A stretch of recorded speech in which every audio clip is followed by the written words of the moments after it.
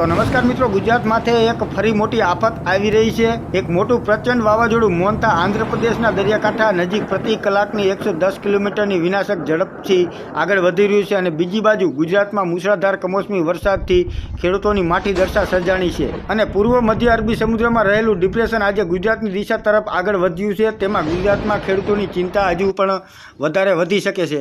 ગુજરાતના દરિયાકાંઠાથી આ વાવાઝોડું 570 કિલોમીટર દૂર હતું, પરંતુ હવે તે આગળ વધીને 480 કિલોમીટર નજીક આવી ગયું છે અને આશરે 100 કિલોમીટરની ઝડપે તે આગળ વધી રહ્યું છે અને ડિપ્રેશન સાથે ગુજરાતના પાડોશી રાજ્ય રાજસ્થાન પર પણ એક સાયકોલોનિક સર્ક્યુલેશન સર્જાયું છે, જેના પગલે મધ્ય ગુજરાત અને અરબી સમુદ્રથી રાજસ્થાન સુધી સમુદ્ર સપાટી 1.5 કિલોમીટર ઊંચાઈએ ભારે વરસાદ લાવે તેવું એક ટ્રફ સર્જાયું છે। આ ઉપરાંત વેસ્ટર્ન ડિસ્ટર્બન્સ જે સામાન્ય માવઠા વરસાવે છે તે પણ સક્રિય છે અને આમ ગુજરાતમાં માવઠાની માઠી દશા હજુ પણ યથાવત રહેશે। અને હવામાન વિભાગે ગુરુવારે અમરેલી, ભાવનગર જિલ્લામાં અતિભારે વરસાદનું ઓરેન્જ એલર્ટ જાહેર કર્યું છે અને દક્ષિણ ગુજરાતના ભરૂચ, સુરત, ડાંગ, નવસારી, વલસાડ, તાપી, જૂનાગઢ, સોમનાથ, બોટાદ જિલ્લામાં પણ ભારે વરસાદની આગાહી કરવામાં આવી છે। તો દીવ, દમણમાં પણ ભારે વરસાદની આગાહી કરવામાં આવી છે અને રાજ્યના અન્ય જિલ્લામાં પણ 30 થી 40 કિલોમીટરની ઝડપે પવન ફૂંકાય તેવી પણ સંભાવના છે। મિત્રો, ગુજરાતમાં ભારે વરસાદથી ખેડૂતોમાં ડિપ્રેશન લાવનાર અરબી સમુદ્રનું ડિપ્રેશન અને આંધ્રપ્રદેશ પર ત્રાટકતું વાવાઝોડું જેનું નામ મોન્થા આપવામાં આવ્યું છે તે વાવાઝોડું જો 118 કિલોમીટરની ઝડપે ગુજરાત તરફ વધશે તો તે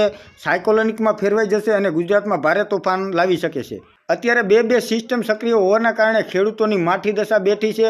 ઘણા બધા જિલ્લાઓની અંદર પૂર જેવી સ્થિતિ સર્જાણી છે અને હજુ પણ આગામી 2-3 દિવસ સુધી હવામાન વિભાગે ભારે વરસાદની આગાહી કરી છે અને આ ડિપ્રેશન જો ગુજરાત નજીક આવશે તો હજુ પણ વરસાદનું જોર વધશે અને પવનની ગતિ 110 કિલોમીટર વધી શકે છે। તો સામાન્ય રીતે જો આ બે ડિપ્રેશનમાંથી એક પણ ડિપ્રેશન ગુજરાત તરફ નજીક વધે તો ખેડૂતોની માઠી દશા થઈ શકે છે।